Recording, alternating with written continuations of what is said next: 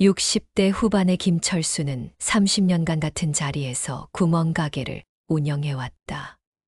허리가 굽고 손마디가 아픈 아내 영자와 함께 하루하루를 버텨왔지만 최근 들어 가게 매출은 계속 줄어들고 있었다. 대형마트와 편의점이 들어서면서 동네 구멍가게는 설 자리를 잃어가고 있었다. 여보, 이번 달도 적자네요. 영자가 장부를 덮으며 한숨을 내쉬었다. 전기요금, 임대료, 물품값까지 더하면 벌어들이는 돈보다 나가는 돈이 더 많았다. 걱정 마라. 뭔가 방법이 있을 거야. 철수는 아내를 위로했지만 속으로는 막막했다. 이 나이에 다른 일을 찾기도 어렵고 가게를 접으면 노후 자금이라고는 전무했다. 그날 저녁 단골 손님인 박 할아버지가 가게에 들렀다. 사장님, 로또 한 장만 주세요. 네, 여기요. 번호는 어떻게 할까요? 아, 그냥 자동으로 해주세요. 요즘 운이 없어서 말이에요. 철수는 로또 용지 한 장을 뽑아 기계에 넣었다. 그런데 이상하게도 기계가 말을 듣지 않았다. 몇 번을 시도해도 오류가 났다. 이상하네요. 기계가 고장인가 봐요. 아, 그럼 됐어요. 다음에 다시 올게요. 박 할아버지가 돌아가려는 순간 기계가 갑자기 작동했다.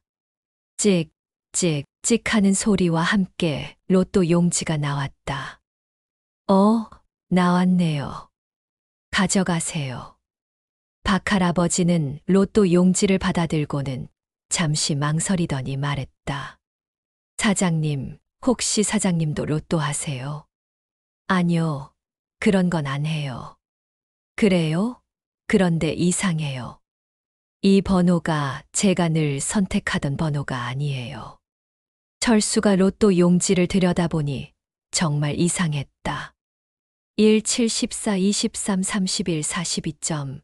뭔가 친숙한 숫자들이었다. 이 숫자들. 영자가 뒤에서 들여다보며 말했다. 여보, 이거 우리 결혼 기념일, 당신 생일, 내 생일, 애들 생일 숫자 아니에요. 정말 그랬다. 신기하게도 자동으로 뽑힌 번호가 그들 가족과 관련된 의미 있는 날짜들이었다. 사장님, 그럼 이 로또 사장님이 가져요.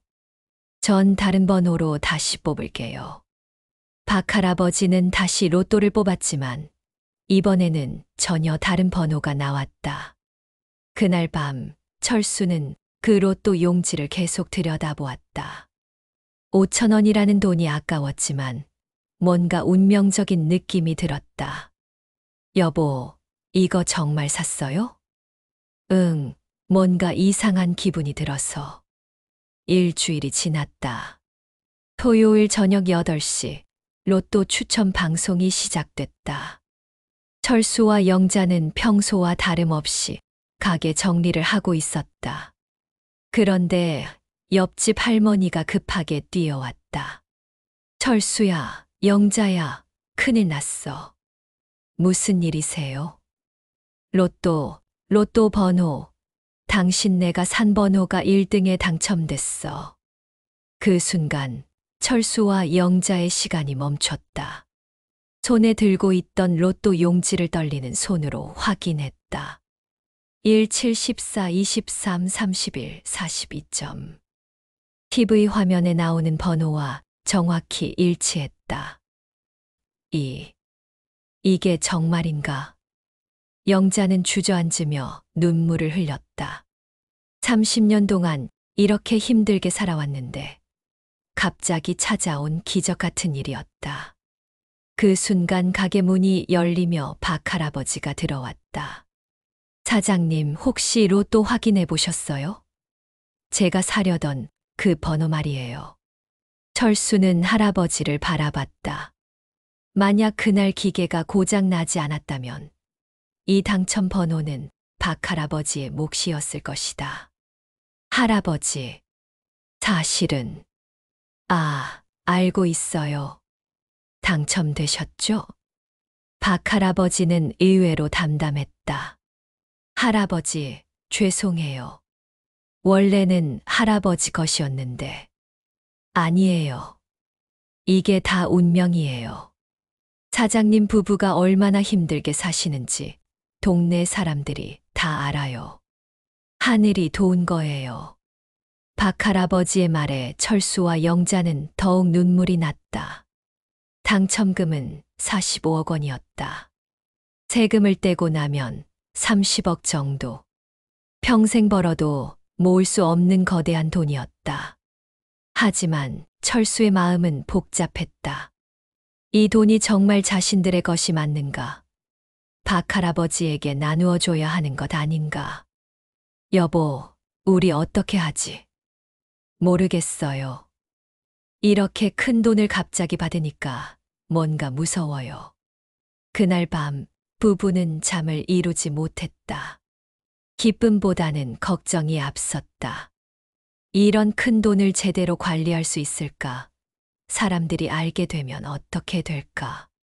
2부 황금의 무게. 로또 당첨 소식은 생각보다 빨리 동네에 퍼졌다. 구멍가게 사장님이 로또 1등에 당첨됐다는 소문이 삽시간에 번졌다. 평소 조용했던 가게 앞에는 사람들이 몰려들기 시작했다. 사장님, 정말 축하드려요. 와, 45억이라니. 부럽네요. 사장님, 이제 가게 그만두시고 좋은 데로 이사 가시겠어요? 사람들의 축하 인사에 철수와 영자는 어색하게 웃을 뿐이었다. 아직 당첨금을 받지도 못했는데 벌써 모든 게 달라진 것 같았다. 더 놀라운 건 가족들의 반응이었다. 평소 연락도 잘 안 하던 친척들이 하나둘씩 나타나기 시작했다. 형님 축하해요. 이제 큰 부자 되셨네요. 철수의 동생 철호가 가게에 들렀다. 평소에는 1년에 한두 번 보기도 힘들었는데 갑자기 나타났다. 야, 형님이 복이 있으시네. 그런데 이런 큰 돈 혼자 관리하기 힘들죠. 내가 좀 도와드릴까요? 도와준다니? 요즘 투자가 좋아요. 부동산도 좋고 주식도 괜찮고. 그냥 은행에만 넣어두면 인플레이션 때문에 돈이 줄어든다고요. 철호의 말에는 어딘가 계산적인 냄새가 났다. 영자의 친정에서도 연락이 왔다. 언니, 정말 축하해. 그런데 우리 아들이 지금 사업 자금이 좀 필요한데 혹시 조금 빌려줄 수 있을까? 사업 자금이요? 치킨집 하나 차리려고 하는데 2억 정도만 있으면 돼. 언니한테는 푼돈이잖아. 푼돈이라는 말에 영자는 기분이 이상했다. 2억이 푼돈이라니. 하지만 가장 충격적인 건 아들 민수의 반응이었다. 서울에서 직장 다니는 민수가 갑자기 집에 내려왔다. 아버지, 어머니 축하해요. 응, 고마워. 그런데 저 회사 그만두려고요. 뭐, 갑자기 왜? 이제 집에 돈이 있으니까 굳이 회사 다닐 필요 없잖아요. 그냥 집에서 편하게 살면 되죠. 민수의 말에 철수는 당황했다. 야, 돈이 있다고 해서 놀고 먹으면 어떻게 하냐? 너는 너 인생이 있는 거야. 아버지, 요즘 시대가 어떤 시대인데요? 평생 직장 다녀봤자 모을 수 있는 돈이 아버지한테는 그냥 있잖아요.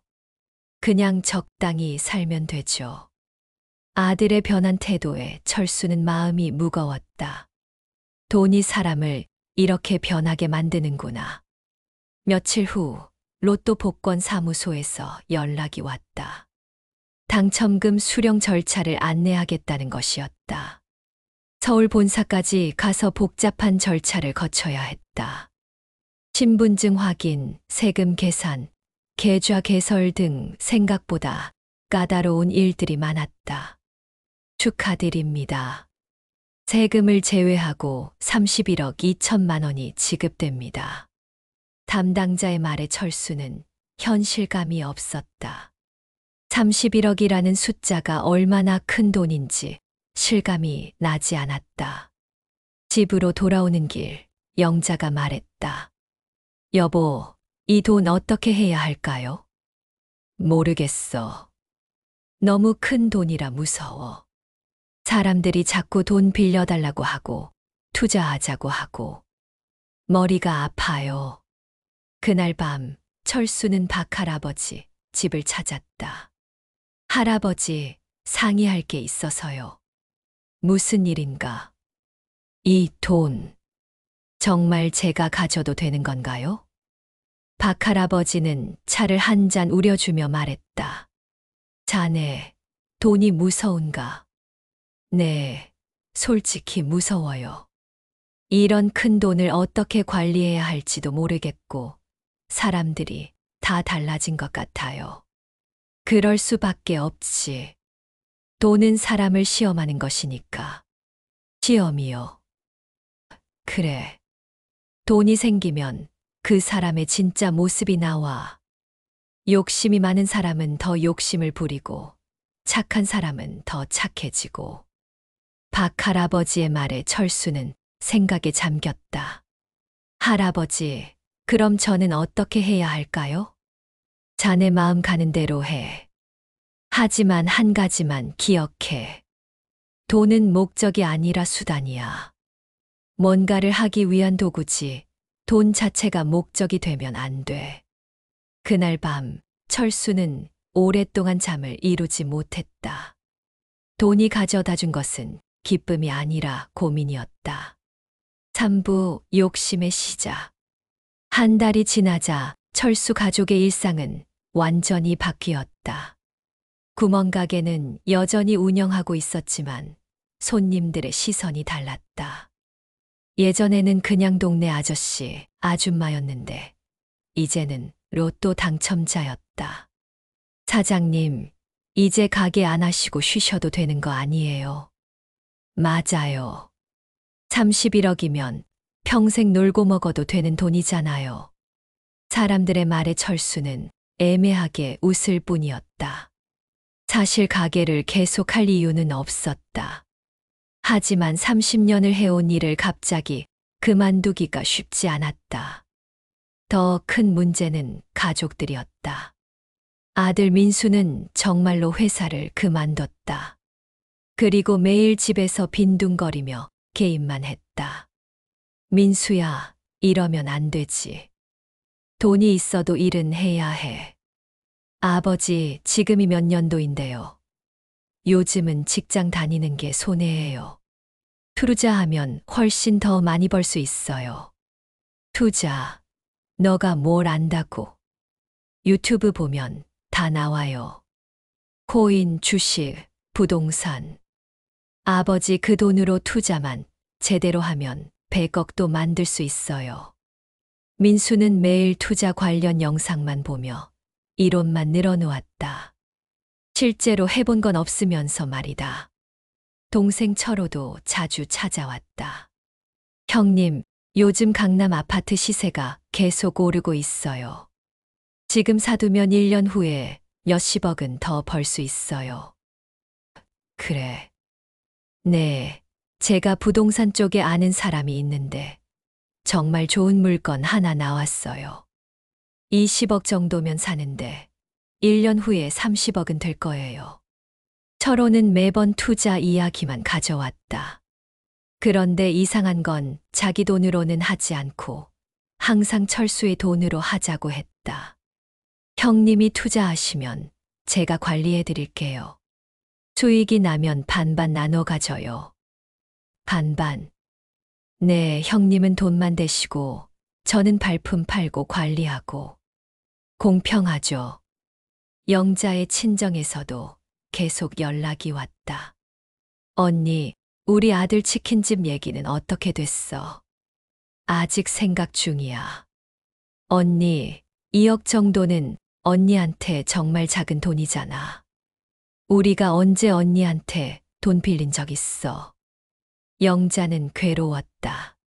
친정 동생이 말하는 것도 틀린 말은 아니었다. 31억에 비하면 2억은 정말 작은 돈이었다. 하지만 뭔가 찜찜했다. 가장 큰 문제는 철수 자신이었다. 처음에는 돈이 무섭다고 했지만 시간이 지나면서 점점 욕심이 생겼다. 여보, 사람들 말이 맞는 것 같아요. 무슨 말? 그냥 은행에 넣어두면 인플레이션 때문에 돈이 줄어든다는 말이요. 투자를 좀 해야 할 것 같아요. 여보가 그런 말을 하다니. 아니, 생각해봐요. 우리가 이 돈을 그냥 써버리면 끝이잖아요. 하지만 잘 투자하면 더 늘릴 수 있어요. 철수는 인터넷에서 투자 관련 정보를 찾아보기 시작했다. 주식, 부동산, 펀드. 처음 보는 용어들이 많았지만 수익률을 보면 마음이 설렜다. 어떤 주식은 1년에 50% 이상 올랐고 어떤 부동산은 몇 배로 뛰었다. 31억을 잘 투자하면 100억도 가능할 것 같았다. 그런 철수를 보며 영자는 걱정했다. 여보, 너무 욕심 부리지 말아요. 우리한테는 31억도 충분히 큰 돈이에요. 아니야. 생각해봐. 민수가 결혼하고 손자들 교육비 생각하면 이 돈도 모자랄 수 있어. 철수의 마음속에는 어느새 욕심이 자라고 있었다. 돈이 돈을 부른다는 말을 실감하고 있었다. 그러던 어느 날 철호가 급하게 찾아왔다. 형님, 대박 기회가 왔어요. 뭔데? 지금 강남에 재개발 확정된 땅이 나왔는데 지금 사면 2년 후에 10배는 될 거예요. 철호의 눈빛이 이상하게 번쩍였다. 10배? 네. 지금 5억이면 사는데 2년 후에 50억은 확실해요. 하지만 빨리 결정해야 해요. 다른 사람들도 노리고 있거든요. 철수의 마음이 흔들렸다. 5억으로 50억을 만들 수 있다면 형님, 기회는 지금뿐이에요. 망설이면 다른 사람이 가져가요. 그날 밤 철수는 잠을 이루지 못했다. 욕심과 불안이 동시에 밀려왔다. 4부 첫 번째 실수. 철수는 결국 철호의 제안을 받아들였다. 5억 원을 투자해서 50억을 만들 수 있다는 달콤한 유혹을 뿌리치기 어려웠다. 여보, 정말 괜찮을까요? 영자의 걱정스러운 목소리에도 철수는 확신에 차 있었다. 5억 정도야 우리한테 큰 돈도 아니고 철호가 알아서 처리한다니까 괜찮을 거야. 철호는 서류를 가져와서 철수에게 서명을 받았다. 복잡한 계약서였지만 철수는 대충 훑어보고 서명했다. 형님, 2년 후에 50억 받으시면 진짜 대단한 부자가 되는 거예요. 하지만 일주일 후 철호가 급하게 찾아왔다. 얼굴이 창백했다. 형님, 큰일 났어요. 무슨 일인데?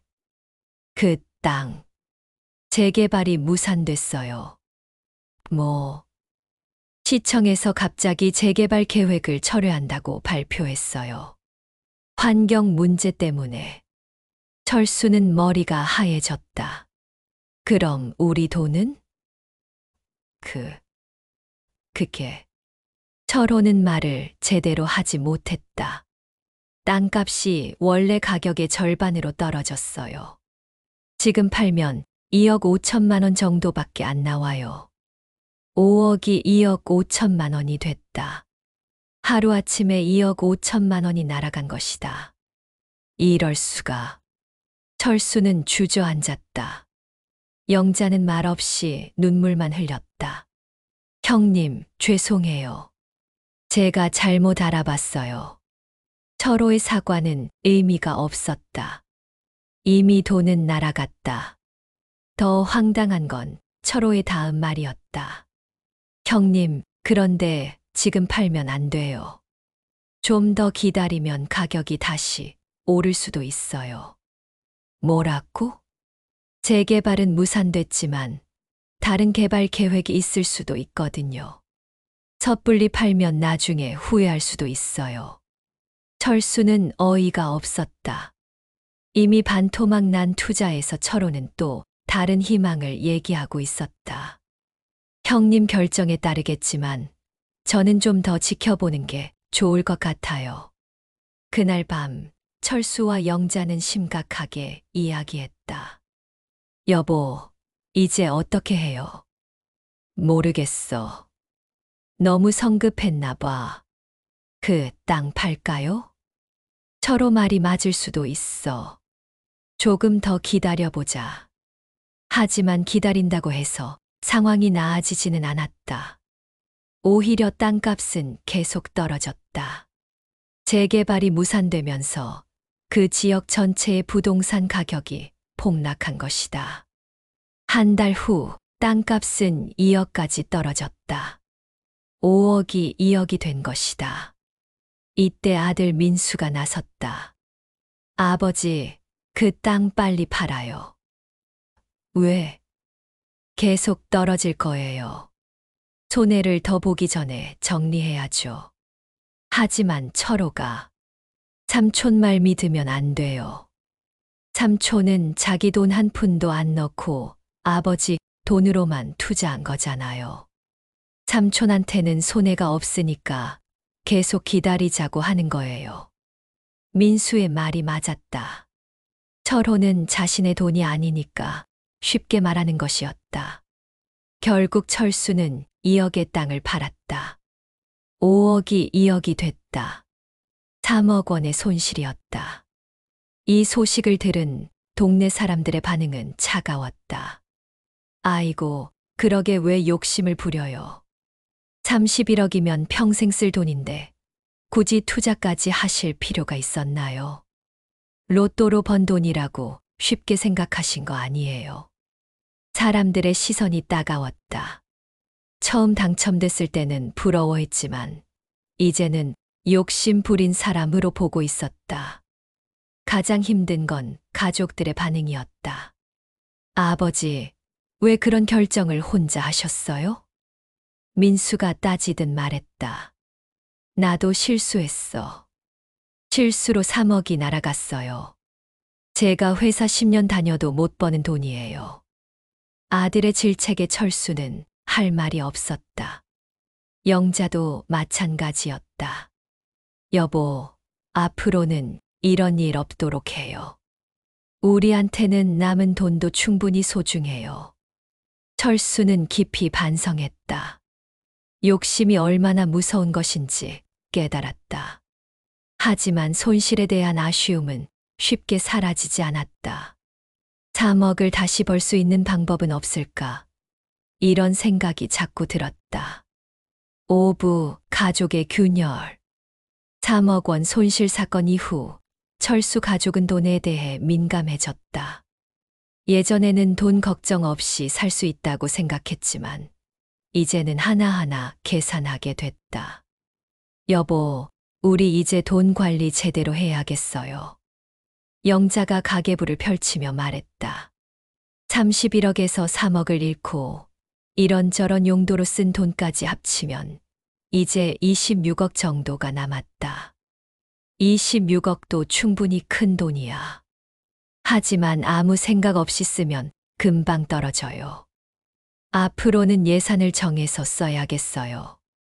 그런데 이런 상황에서 민수가 폭탄 선언을 했다. 아버지, 저 결혼하려고요. 결혼, 언제부터 만난 여자가 있었어? 3개월 정도 됐어요. 회사 다닐 때 알게 된 후배예요. 철수는 기뻤다. 아들이 결혼한다니 늦었지만 다행이었다. 그래, 좋은 일이구나. 언제 한번 데리고 와라. 네, 그런데 민수가 뭔가 말하기 어려워했다. 뭔데? 결혼식 비용이랑 신혼집 마련하는데 돈이 좀 필요해요. 얼마나? 신혼집은 강남 아파트로 하고 싶은데 전세로 하면 15억 정도요. 15억? 철수는 깜짝 놀랐다. 전세금이 15억이라니. 그리고 결혼식이랑 혼수 준비하는데 5억 정도 더 필요해요. 20억? 영자도 놀라서 말을 못했다. 아들아, 20억이면 우리 돈의 대부분이야. 아버지, 요즘 결혼이 얼마나 돈이 많이 드는지 아세요? 제 친구들은 부모님이 다 해주시던데요. 우리랑 다른 집이랑 비교하면 어떻게 해? 아버지 31억이나 있으시면서 아들 결혼에 20억 쓰는 게 뭐가 문제예요? 그것도 아까우세요. 민수의 말에 철수는 당황했다. 아까운 게 아니라 20억이라는 금액이 너무 커서 놀란 것이었다. 아들아, 돈이 아까운 게 아니라 너무 많이 드는 것 같아서. 아버지, 저희 연봉으로는 평생 모아도 강남 아파트 못 사요. 아버지가 도와주지 않으면 어떻게 해요? 민수의 말도 틀린 말은 아니었다. 요즘 부동산 가격이 워낙 비싸서 젊은 세대가 집을 사기는 거의 불가능했다. 며칠 후 민수가 여자친구 수진을 데리고 왔다. 20대 후반의 단정한 여성이었다. 안녕하세요, 수진입니다. 어서 와라. 민수가 이야기 많이 했어. 수진은 예의 바르고 말도 잘했다. 철수와 영자는 마음에 들었다. 하지만 얘기를 나누면서 뭔가 이상함을 느꼈다. 수진아, 너희 집은 어디니? 강남에 살아요. 부모님은 뭘 하시는데? 아버지는 의사시고 어머니는 약사세요. 의사와 약사 부부. 경제적으로 여유가 있을 것 같았다. 그럼 너희 집에서도 결혼 준비 도와주시겠네? 수진이 잠시 머뭇거렸다. 저희 부모님은 자녀들이 독립해서 살아야 한다고 생각하세요. 독립? 네, 결혼하면 부모 도움 없이 살아야 한다고 하시거든요. 이상했다. 의사 집딸이 부모 도움을 받지 못한다니. 나중에 민수에게 따로 물어봤다. 민수야, 수진이네 집에서 정말 도움 안 해주는 거야? 네, 수진이 부모님이 좀 까다로우세요. 까다롭다니. 자식들한테 돈 안 주는 걸로 유명해요. 수진이도 대학교 등록금을 학자금 대출로 냈거든요. 철수는 뭔가 석연치 않았다. 의사 부부가 딸 대학 등록금도 안 줬다니. 하지만 민수는 이미 결혼을 결심한 상태였다. 아버지, 다른 집이 어떻든 상관없어요. 저는 수진이와 결혼하고 싶어요. 결혼은 해라. 하지만 20억은 너무 많아. 그럼 얼마나 도와주실 거예요? 철수는 영자와 상의했다. 여보, 어떻게 할까요? 아들 결혼인데 도와줘야죠. 하지만 20억은 너무 많아요. 10억 정도면 어떨까? 그것도 많지만 아들이니까. 결국 철수는 민수에게 10억을 주기로 했다. 70억. 민수의 반응은 실망스러웠다. 강남 아파트는 포기해야겠네요. 그럼 어디로 할까요? 강남이 아니어도 좋은 곳 많아. 하지만 수진이가 강남을 원해요. 수진이가? 네, 수진이 친구들이 다 강남에 살거든요. 철수는 뭔가 이상함을 느꼈다. 부모 도움 못 받는다던 수진이가 강남을 고집한다니. 육부, 며느리의 진실. 민수의 결혼 준비가 본격적으로 시작됐다. 10억이라는 돈으로 신혼집을 구하고 결혼식을 준비해야 했다. 강남은 포기하고 강북의 괜찮은 아파트를 보러 다녔다. 하지만 수진의 반응은 시큰둥했다. 이런 곳에서 살아야 하나요? 뭐가 문제야? 교통도 편하고 주변 환경도 좋은데. 하지만 강남이랑은 비교가 안 되잖아요. 수진의 불만이 계속됐다. 결혼식장도 마찬가지였다. 이 정도 웨딩홀이면 괜찮을 것 같은데. 민수 오빠, 제 친구들이 다 호텔에서 했거든요. 호텔은 너무 비싸. 하지만 부모님이 30억이나 있으시잖아요. 수진이 돈 얘기를 직접 꺼내는 순간 철수는 기분이 이상했다. 수진아, 우리 집 사정을 누가 말했니? 민수 오빠가 말씀해 주셨어요. 로또 당첨되셔서 정말 부러워요. 수진의 태도에서 뭔가 계산적인 냄새가 났다. 더 결정적인 건 며칠 후 일어났다. 수진의 친구들과의 만남에서였다. 언니, 로또 당첨되신 시아버님 정말 부러워요. 맞아요. 요즘 이런 기회가 어디 있어요? 수진이 정말 복 터졌네. 시집 잘 갔어. 친구들의 말을 들으며 수진은 뿌듯해했다. 근데 언니, 시아버님이 얼마나 주신다고 했어요? 10억이요. 10억. 그게 다예요? 네. 어머, 30억 있으면서 아들 결혼에 10억만 줘요? 좀 짜신데. 친구의 말에 수진의 표정이 변했다. 그러게요. 좀 실망이에요. 이 대화를 우연히 들은 민수는 충격받았다. 수진이 자신의 가족에 대해 이런 식으로 얘기하다니. 그날 밤 민수는 수진과 심각한 대화를 나눴다. 수진아, 오늘 친구들이랑 무슨 얘기했어? 별거 없어요. 내가 다 들었어. 우리 아버지를 짜다고 했지. 수진은 잠시 당황했지만 이내 당당하게 말했다. 사실이잖아요. 30억 있으면서 아들 결혼에 10억만 주는 게 짜지 않아요? 수진아, 그 돈이 우리 가족이 평생 힘들게 모은 돈이야. 로또로 번 돈이잖아요. 별로 고생 안 하고 얻은 거죠. 수진의 말에 민수는 화가 났다. 로또로 번 돈이라고 해서 쉬운 돈이야.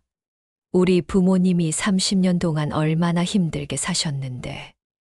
그래도 다른 집은 부모가 전부 해주던데요. 민수 오빠 친구 중에 부모가 50억 들여서 결혼시켜준 사람도 있잖아요. 그건 그 집이고 우리는 우리야. 그럼 저는 어떻게 해요? 제 친구들 앞에서 창피해요. 수진의 속마음이 드러났다. 친구들 앞에서 자랑하고 싶었던 것이다. 며칠 후 더 충격적인 일이 일어났다. 수진이 민수에게 조건을 걸어온 것이다. 민수 오빠, 제가 생각해 봤는데. 뭘? 시아버님이 최소 20억은 주셔야 할 것 같아요. 20억? 네, 강남 아파트 전세금이랑 결혼식 비용 생각하면 20억은 있어야 해요. 이미 10억으로 정해진 거야. 그럼 결혼 미뤄요. 20억 안 주시면 결혼 안 할래요.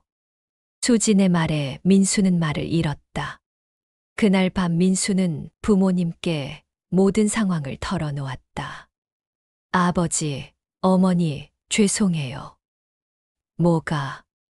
수진이가 돈 때문에 결혼을 미루자고 해요. 철수와 영자는 어이가 없었다. 20억 안 주면 결혼 안 한다고 하는 거야? 네. 그런 여자와 결혼하면 안 돼. 하지만 저는 수진이를 사랑해요. 아들아, 그게 사랑이니? 돈이 목적이야. 민수는 갈등했다. 수진을 포기할 수도 없고 부모님께 20억을 달라고 할 수도 없었다. 일주일 후 수진이 최후 통첩을 했다. 민수 오빠, 답 정하셨어요? 수진아, 우리 돈 때문에 이러지 말자. 돈 때문이 아니라 마음 때문이에요. 시아버님이 저를 별로 안 좋아하시는 것 같아요. 무슨 소리야? 진짜 며느리로 생각하시면 아끼지 않으시겠죠. 수지는 교묘하게 감정에 호소했다. 결국 민수는 다시 부모님께 부탁했다. 아버지, 20억만 주세요. 제발요. 안 돼. 철수는 단호했다. 그럼 저는 어떻게 해요? 그런 여자 포기해. 포기할 수 없어요. 가족들 사이에 균열이 생겼다. 돈 때문에 가족이 갈라지고 있었다. 칠부 선택의 갈림길. 민수와 수진의 갈등은 계속됐다. 수진은 20억을 고집했고 철수는 10억을 넘게 줄 수 없다는 입장이었다. 상황이 이렇게 되자 수진의 본성이 더욱 드러났다. 민수 오빠, 솔직히 말할게요. 뭘? 저는 가난한 집 며느리 될 생각 없어요. 가난한 집? 30억 있으면서 아들한테 10억밖에 안 주는 집이면 가난한 거죠. 수진의 말에 민수는 충격받았다. 수진아, 그게 무슨 말이야? 제 친구들 부모님은 자식들한테 훨씬 더 많이 해줘요. 집도 사주고 사업 자금도 주고. 우리랑 비교하지 마. 왜 비교하면 안 돼요? 저도 그런 대우 받고 싶어요. 수지는 점점 더 노골적으로 돈 얘기를 했다. 민수 오빠, 시아버님께 제대로 말씀드려봐요. 20억은 줘야 한다고. 그럴 수 없어. 그럼 저는 어떻게 해요? 제 친구들한테 뭐라고 말해요? 수진의 태도를 보며 민수도 점점 현실을 깨달았다. 수진이 자신을 사랑하는 게 아니라 돈을 사랑하는 것 같았다. 그런데 더 큰 문제가 생겼다. 수진이 민수에게 말했다. 민수 오빠, 저희 결혼 얘기 제 부모님께도 말씀드렸어요. 그래? 뭐라고 하시던? 20억 정도는 받아야 한다고 하시더라고요. 제 부모님도 시아버님이 좀 짜신다고 하세요. 수진의 부모까지 나서는 상황이 됐다. 의사 부부가 사위 집에서 20억을 받아야 한다고 한다니. 며칠 후 수진의 부모가 직접 찾아왔다. 정장을 차려입은 50대 부부였다. 안녕하세요. 수진이 아버지입니다. 어서 오세요. 처음에는 정중했다. 하지만 본격적인 얘기가 시작되자 분위기가 달라졌다. 사실 저희도 결혼 자금을 도와주고 싶지만 아시다시피 의료진은 경제적으로 여유가 없어요. 거짓말이었다. 의사가 경제적으로 여유가 없을 리 없었다. 그래서 사위 쪽에서 좀 더 많이 도와주셨으면 해요. 얼마 정도를 말씀하시는 건가요? 20억 정도면 적당할 것 같아요. 수진 아버지는 당당하게 말했다. 20억은 좀 과한 것 같은데요. 과하다니요. 요즘 결혼 비용이 얼마나 많이 드는지 아세요? 하지만 저희 형편도 있고 로또 당첨되셔서 30억 넘게 있으시면서 형편이 어렵다고 하시나요? 수진 어머니가 날카롭게 말했다. 철수는 기분이 나빠졌다. 이 사람들이 자신의 집안 사정을 너무 자세히 알고 있었다. 저희 딸이 좋은 집 며느리로 들어간다고 생각했는데 이렇게 인색하시면 곤란하죠.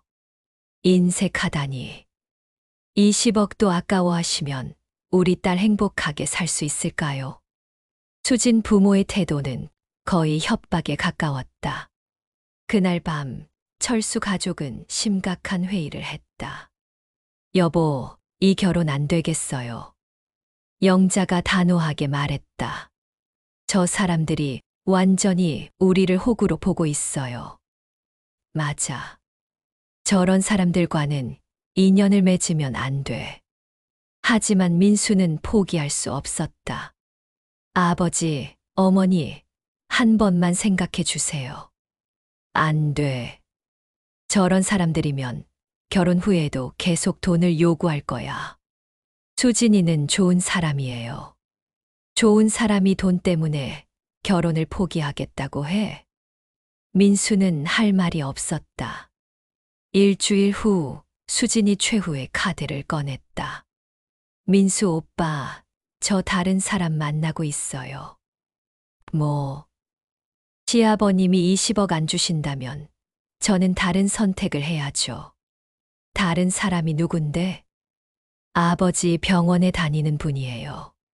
집안도 좋고 돈도 많아요. 수진은 민수를 협박하고 있었다. 수진아, 이렇게 하지 말자. 이렇게 할 수밖에 없어요. 저도 제 인생이 있거든요. 결국 민수는 마지막으로 부모님께 부탁했다. 아버지, 정말 마지막입니다. 20억만 주세요. 철수는 고민했다. 아들이 이렇게까지 간절하게 부탁하는데. 하지만 영자가 단호했다. 안 돼요. 그런 사람들한테 굴복하면 평생 우리가 당해요. 하지만 민수가 정신 차려야 해요. 그날 밤 철수는 박 할아버지를 찾아갔다. 할아버지, 상의할 게 있어요. 모든 상황을 설명하자 박 할아버지가 말했다. 자네, 그 돈이 독이 되고 있네. 독이요? 돈 때문에 가족이 갈라지고 아들이 잘못된 길로 빠지고 이게 복인가 화인가. 박 할아버지의 말에 철수는 깊이 생각했다. 팔부 깨달음의 순간 철수는 박 할아버지의 말을 듣고 많은 생각을 했다. 정말 이 돈이 독이 되고 있는 걸까? 로또에 당첨된 후 벌어진 일들을 되돌아봤다. 투자 실패로 3억 손실, 친척들의 끊임없는 돈 요구, 그리고 지금 아들의 결혼 문제까지. 돈이 가져다 준 건 행복이 아니라 고민이었다. 다음 날 민수가 다시 찾아왔다. 하지만 이번에는 표정이 달랐다. 아버지, 어머니, 죄송해요. 뭐가? 제가 정신이 없었어요. 수진이랑 헤어졌어요. 헤어졌다고? 네, 어제 수진이가 다른 남자와의 결혼을 발표했어요.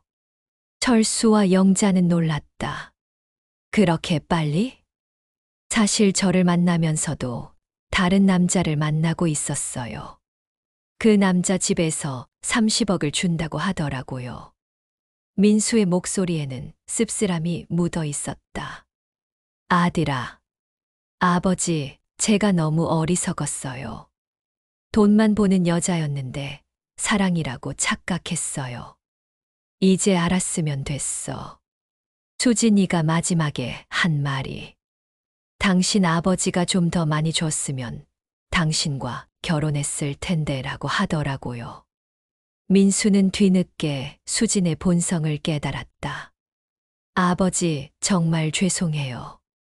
20억 달라고 우겼던 거. 괜찮아. 이제 정신 차렸으니까.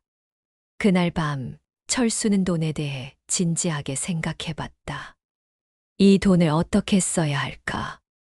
며칠 후 영자의 친정에서 또 연락이 왔다. 언니, 우리 아들 치킨집 자금 얘기는 어떻게 됐어? 아직 생각 중이야. 언니, 빨리 결정해줘.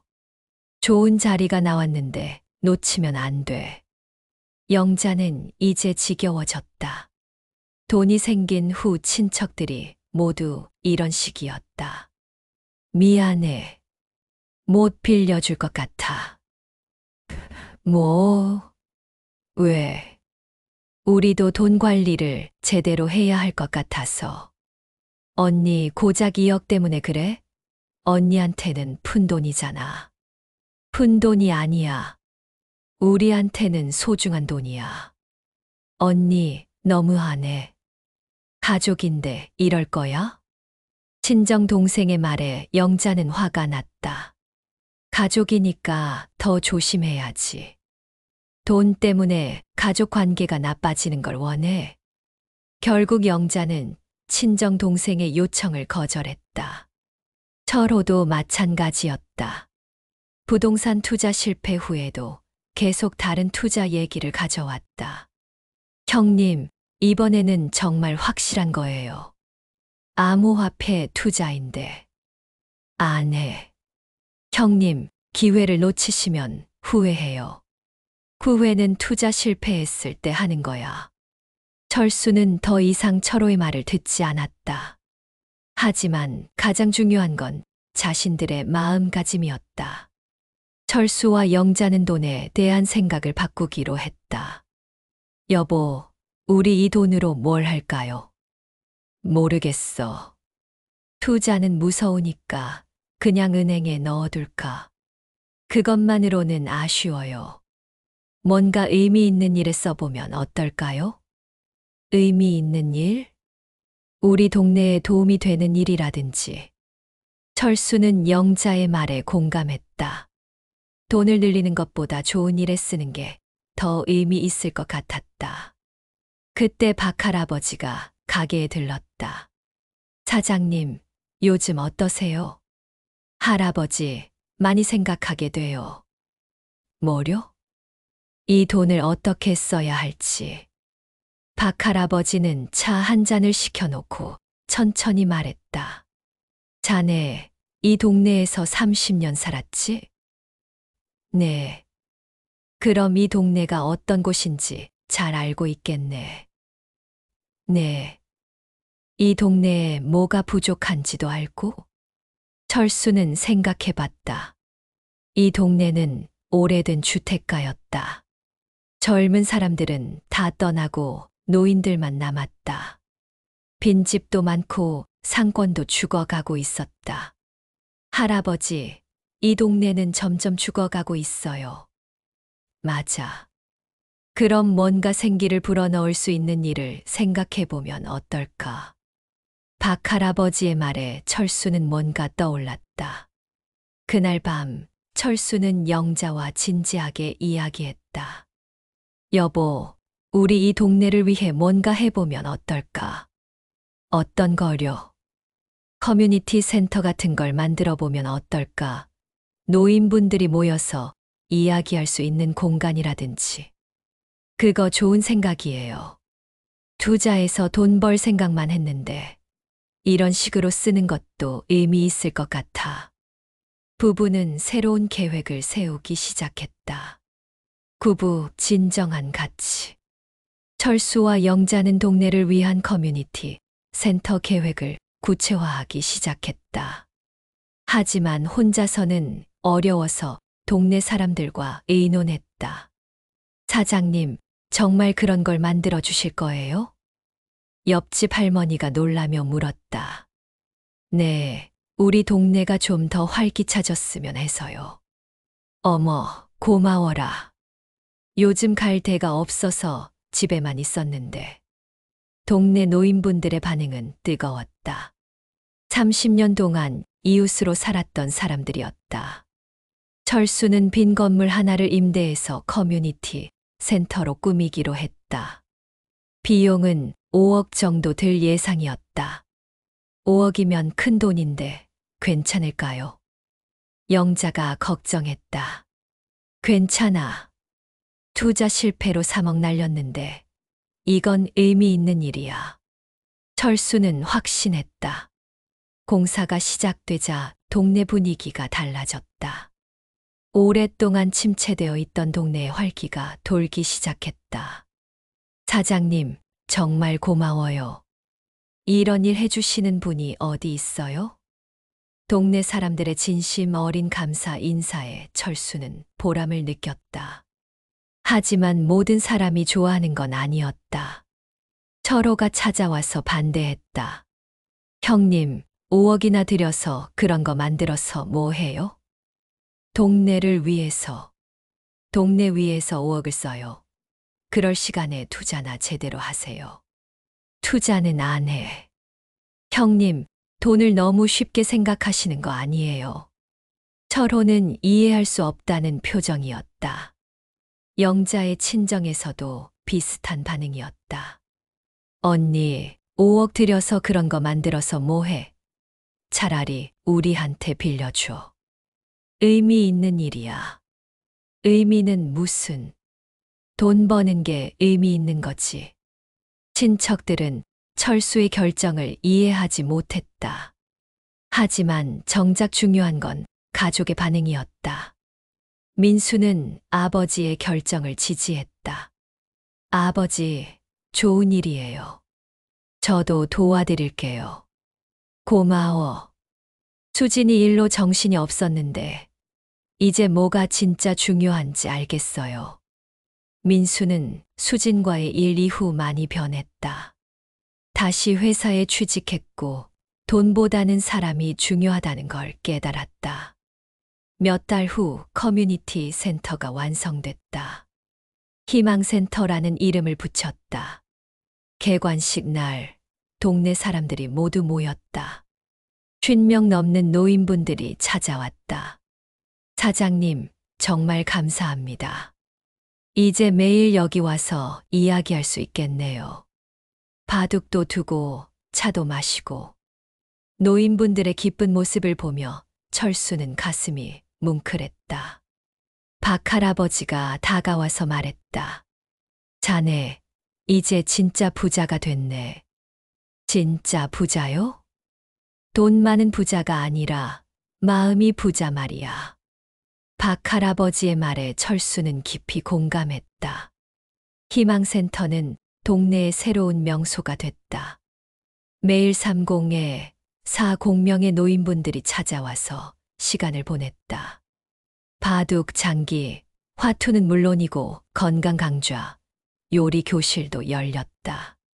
사장님 덕분에 우리가 다시 살았어요. 정말 고마워요.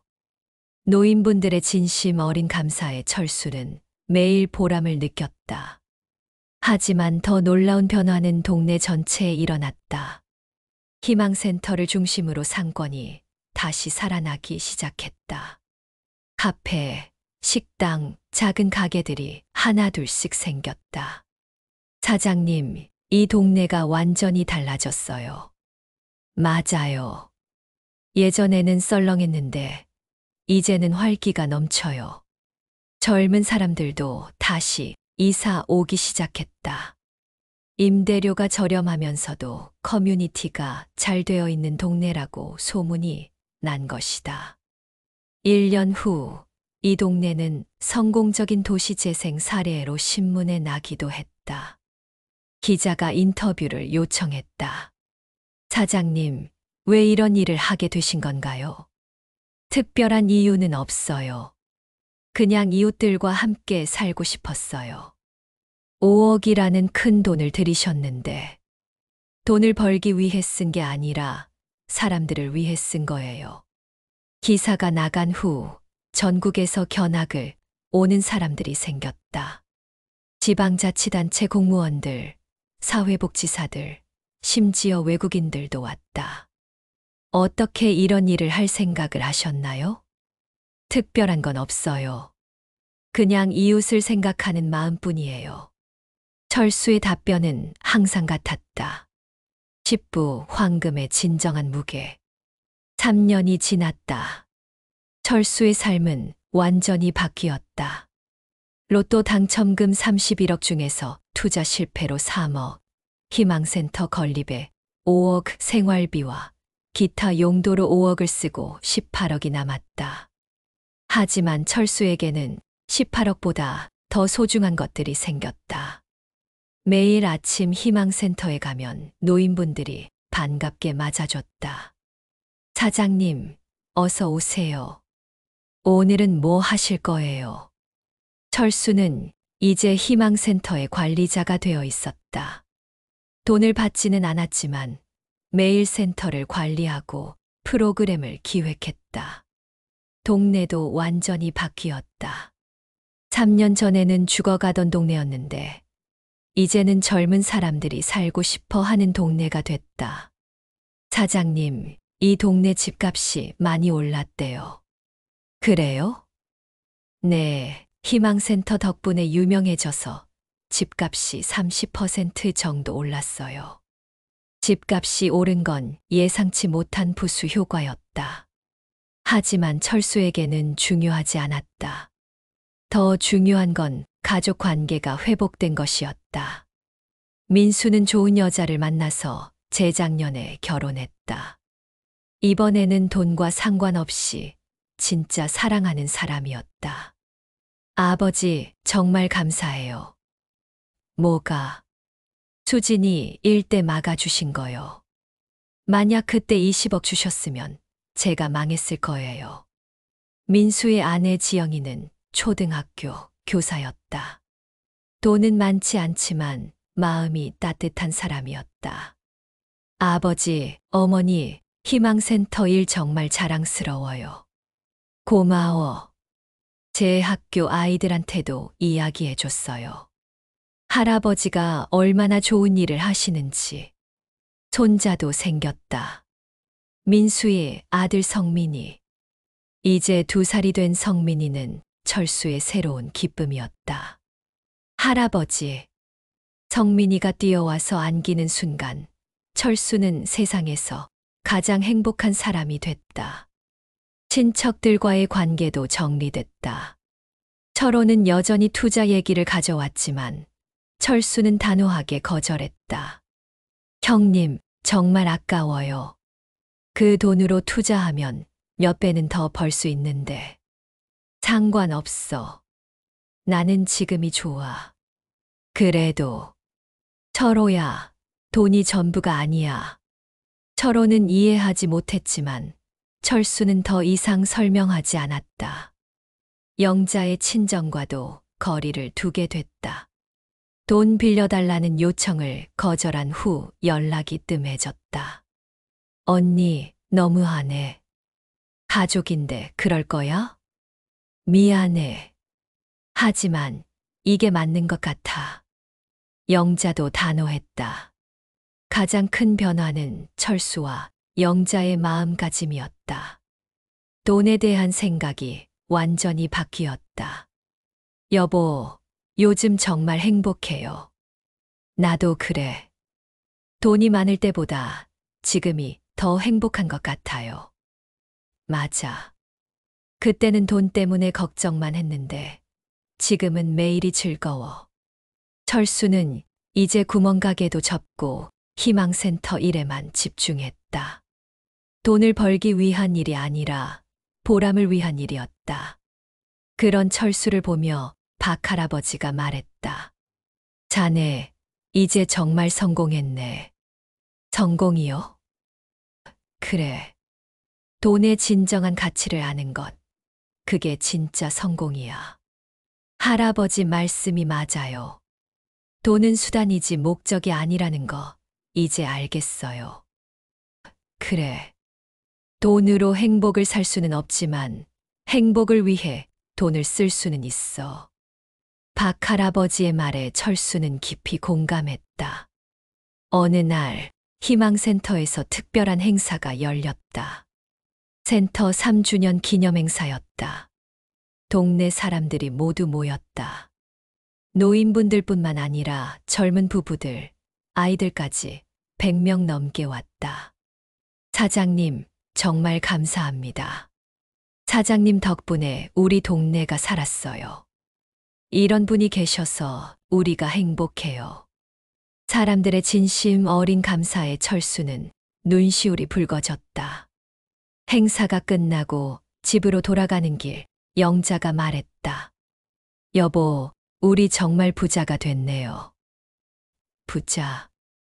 돈 부자가 아니라 마음 부자요. 맞아. 이게 진짜 부자구나. 그날 밤 철수는 3년 전을 생각했다. 로또에 당첨됐을 때의 그 설렘과 걱정, 투자 실패의 좌절, 가족 갈등의 아픔. 모든 것이 의미 있는 과정이었다. 그 과정을 통해 돈의 진정한 가치를 깨달았다. 돈은 그 자체로는 아무 의미가 없다. 어떻게 쓰느냐에 따라 독이 될 수도, 약이 될 수도 있다. 철수는 이제 확신했다. 자신이 가진 18억을 어떻게 써야 할지 알고 있었다. 돈을 늘리는 것이 아니라 사람들을 돕는 데 쓸 것이다. 다음 계획은 이미 세워져 있었다. 옆 동네에도 희망센터를 만드는 것. 그리고 장학금 제도를 만들어서 어려운 학생들을 돕는 것. 여보, 우리 평생 이런 일 하면서 살면 어떨까요? 좋아요. 그게 우리가 할 일인 것 같아요. 철수와 영자는 새로운 꿈을 꾸기 시작했다.